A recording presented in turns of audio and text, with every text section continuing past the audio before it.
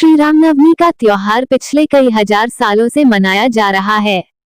रामायण के अनुसार अयोध्या के राजा दशरथ की 3 पत्नियां थीं, लेकिन बहुत समय तक कोई भी राजा दशरथ को संतान का सुख नहीं दे पाई थी, जिससे राजा दशरथ बहुत परेशान रहते थे। पुत्र प्राप्ति के लिए राजा दशरथ को ऋषि वशिष्ठ ने पुत्र कामेष्टि यज्ञ कराने को विचार दिया। रामायण और रामचरितमानस हमारे पवित्र ग्रंथ हैं। तुलसीदास जी ने श्री राम को ईश्वर मानकर रामचरितमानस की रचना की है, किंतु आदिकवि वाल्मीकि ने अपने रामायण में श्री राम को मनुष्य ही माना है। तुलसीदास जी ने रामचरितमानस को राम के राज्याभिषेक के बाद समाप्त कर दिया है, वहीं आदिकवि श्री वाल्मीकि ने अपने रामायण में कथा को आगे श्री राम के महाप्रयाण तक वर्णित किया है। आइए जानते हैं यहाँ श्री राम की पवित्र जन्म कथा। श्री राम जी की पवित्र जन्म कथा के अनुसार महाराजा दशरथ ने पुत्र प्राप्ति हेतु यज्ञ आरंभ करने की ठानी। महाराज की आज्ञानुसार श्यामकर्ण घोड़ा चतुरंगिनी सेना के साथ छुड़वा दिया गया।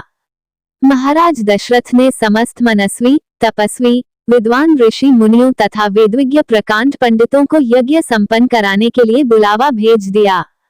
निश्चित समय आने पर समस्त अभ्यागतों के साथ महाराज दशरथ अपने गुरु वशिष्ठ जी तथा अपने परम मित्र अंग देश के अधिपति लोकपाद के जामाता ऋग ऋषि को लेकर यज्ञ मंडप में पधारे। इस प्रकार महान यज्ञ का विधिवत शुभारंभ किया गया।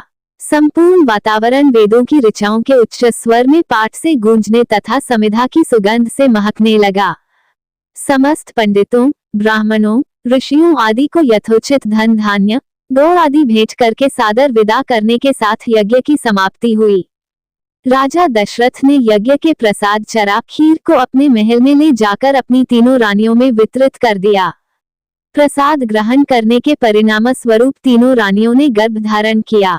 जब चैत्र मास के शुक्ल पक्ष की नवमी तिथि को पुनर्वसु नक्षत्र में सूर्य, मंगल, शनि, बृहस्पति तथा शुक्र अपने अपने उच्च स्थानों में विराजमान थे, कर्क लग्न का उदय होते ही महाराज दशरथ की बड़ी रानी कौशल्या के गर्भ से एक शिशु का जन्म हुआ, जो कि नील वर्ण, चुंबकीय आकर्षण वाले, अत्यंत तेजोमय, परम कांतिवान तथा अत्यंत सुंदर था।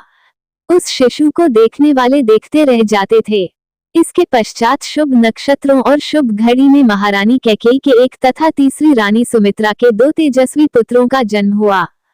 संपूर्ण राज्य में आनंद मनाया जाने लगा। महाराज के 4 पुत्रों के जन्म के उल्लास में गंधर्व गान करने लगे और अप्सराएं नृत्य करने लगीं।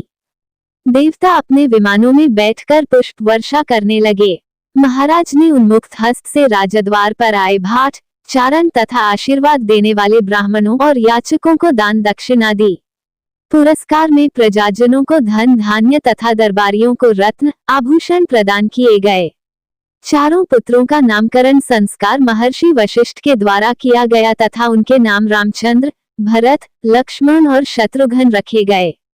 आयु बढ़ने के साथ ही साथ रामचंद्र गुणों में भी अपने भाइयों से आगे बढ़ने तथा प्रजा में अत्यंत लोकप्रिय होने लगे।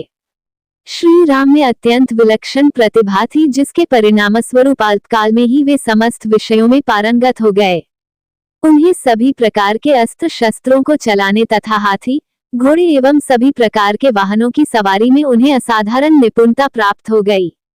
वे निरंतर माता पिता और गुरुजनों की सेवा में लगे रहते थे। उनका अनुसरण शेष 3 भाई भी करते थे।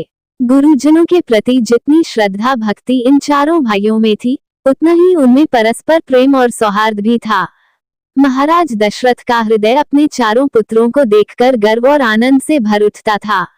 धार्मिक ग्रंथों के अनुसार त्रेतायुग में भगवान राम जन्म चैत्र शुक्ल नवमी के दिन हुआ था, जिसे श्री राम नवमी के रूप में मनाया जाता है, जिसका उद्देश्य रावण के अत्याचारों का खात्मा तथा अधर्म का नाश करके धर्म की स्थापना करना था।